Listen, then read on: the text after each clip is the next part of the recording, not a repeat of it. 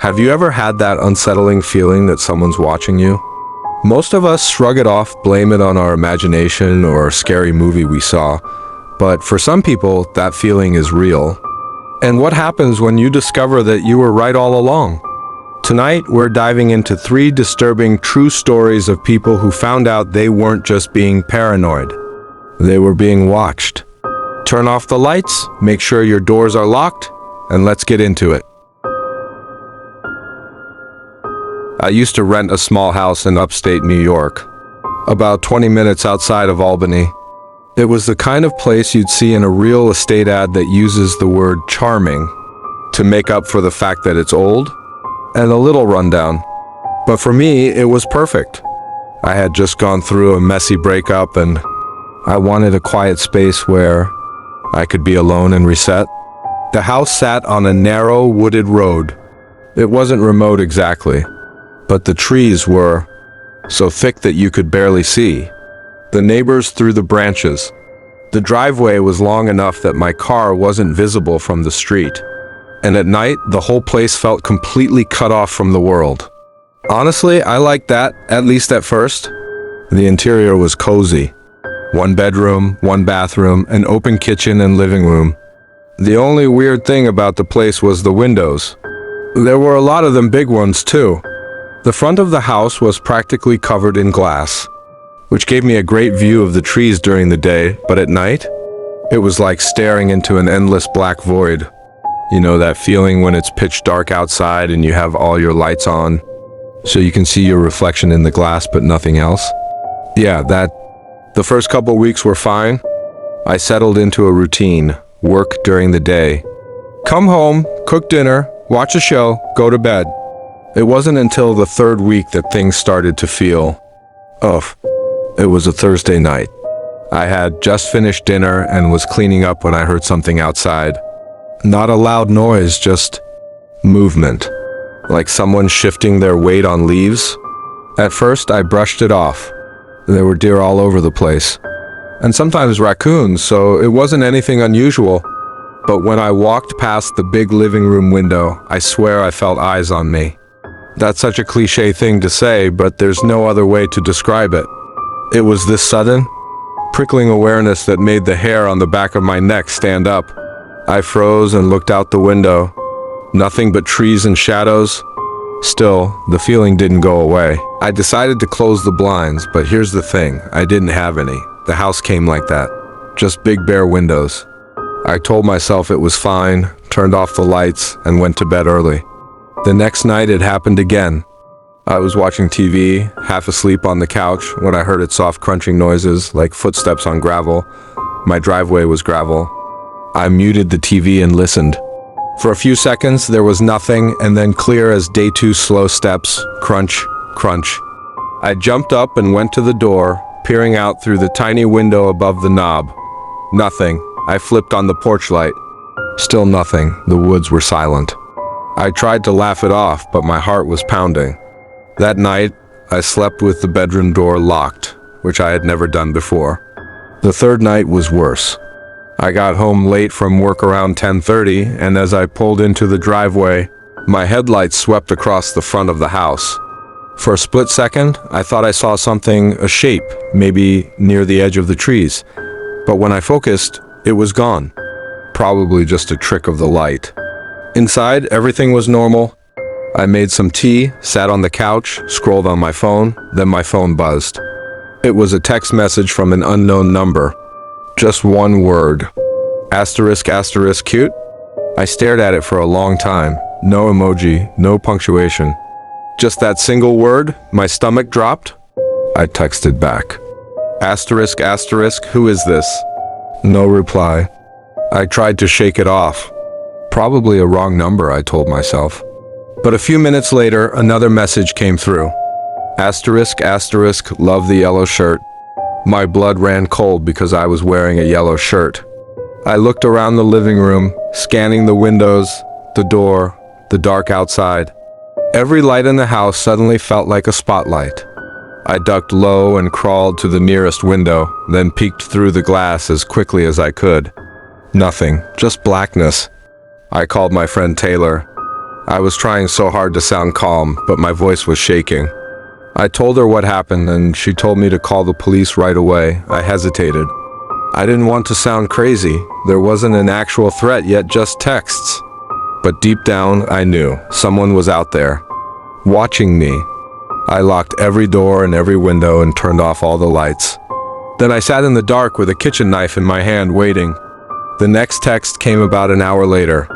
Asterisk, asterisk, lights out, good girl. My breath caught in my throat. They could see me.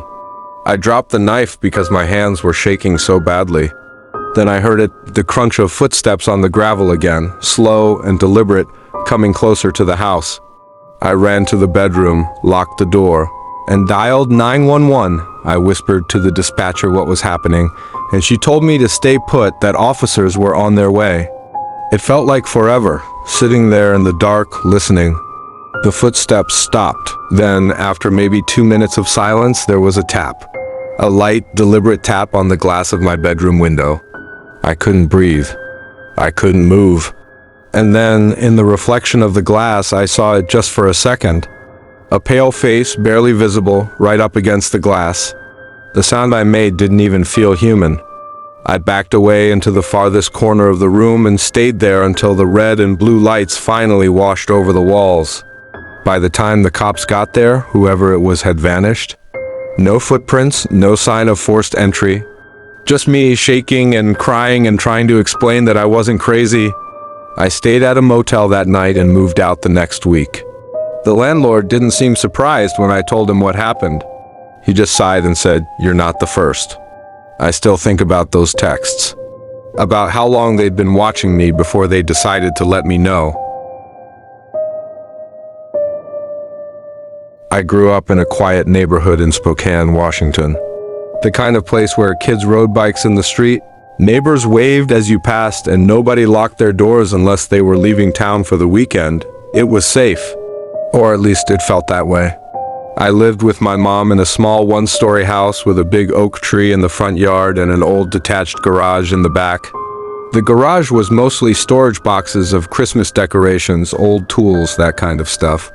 I was 16 when this happened, and I remember every second of it like it just happened yesterday. It started with a feeling. That's how these things always start, right? Just a weird feeling. Like someone was staring at me. It was late September. I had a part-time job at a sandwich shop downtown and usually got home around 9:30 p.m. most nights. I'd walk up the driveway, unlock the back door, and head straight to my room. But this one night, as I walked up the drive, I had this weird chill run down my back, like something was off.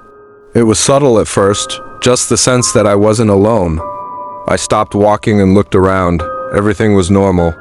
The motion sensor light over the garage had flicked on, the street was empty, and there wasn't a single sound except the rustling of leaves in the breeze.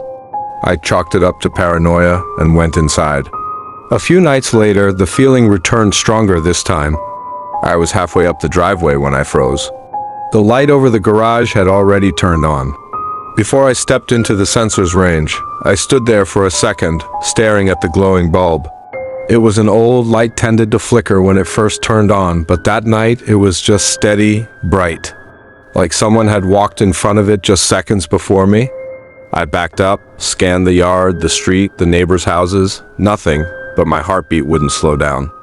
I unlocked the door as fast as I could, shut it behind me, and locked both the handle and the deadbolt.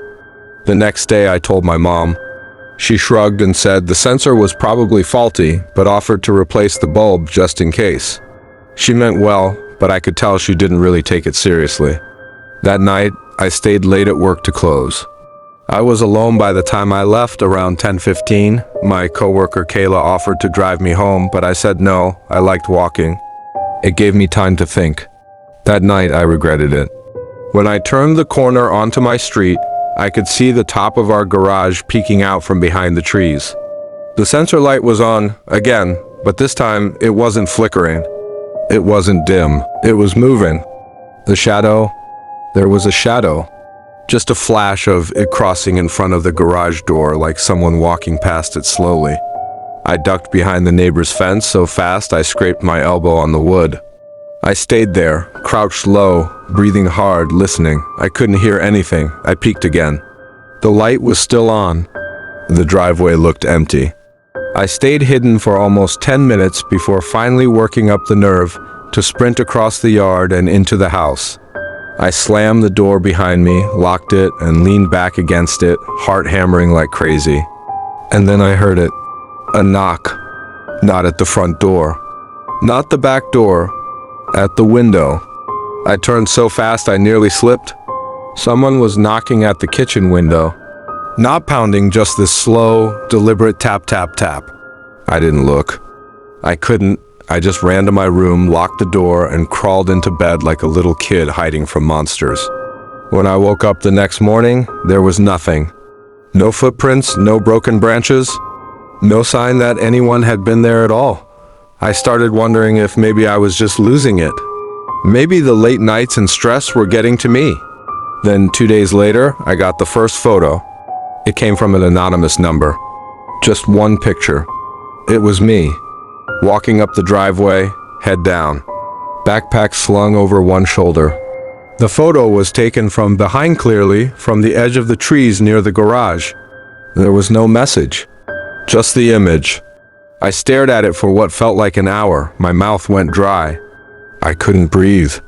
I showed it to my mom, but even then she tried to be rational. Could be a prank, she said. You've got friends who like to joke around, don't you? But this didn't feel like a joke. And the next photo proved that.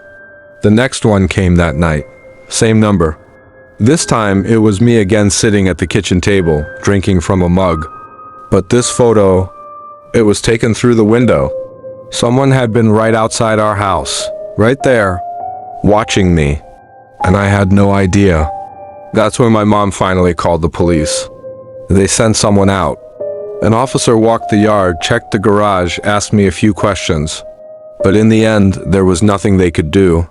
No threat had been made, no name, no address to trace, just photos, just fear. The text stopped after that, but the feeling didn't. Even now, years later, I can't walk down a driveway at night without my stomach turning. I can't sit near a window without checking it over and over. I moved across the country after I graduated. I haven't been back to that house since, but sometimes I still get the feeling that someone's watching, and I've learned to never ever ignore it.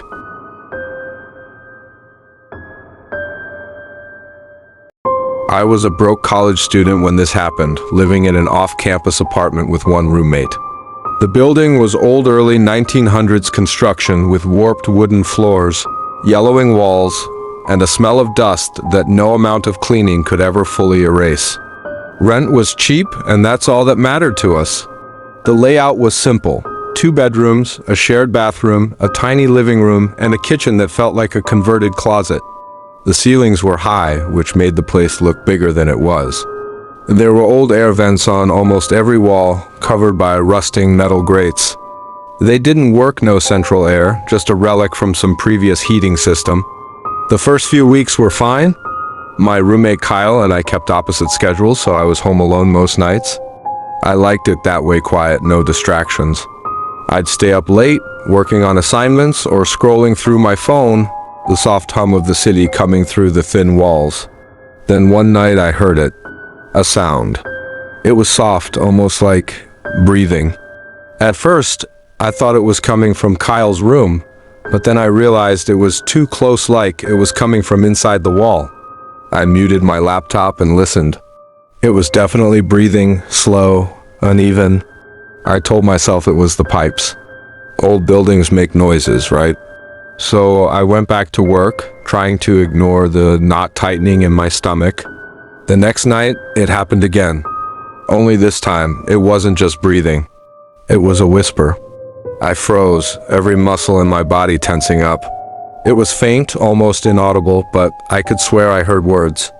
I leaned closer to the wall, straining to listen. Nothing. And then, just as I was about to back away, I heard it clear as day. Asterisk, asterisk, I see you. I jerked back so fast I nearly fell out of my chair. My heart was pounding so hard it hurt. I grabbed my phone and called Kyle, begging him to come home.